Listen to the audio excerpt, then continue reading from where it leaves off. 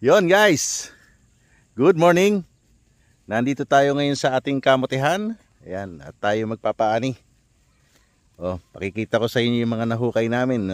Isang tudling pa lang po ito, mga 6 meters long. Hukay namin.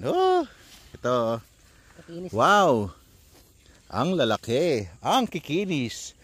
Malaki na, maugat pa. Malaki na, maugat pa. Wow! Sana all malaki.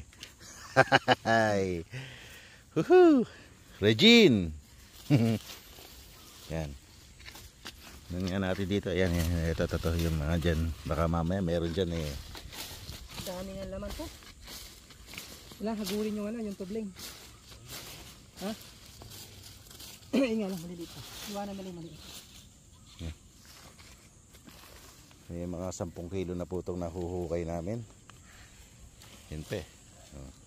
Isang tudling pa lang yan na mga 6 meters. Ang lalalim ng hukay. Tingnan natin ito, malagot na. Good size na yan eh, di ba? Opo. Pag malaki ka pa, sayang.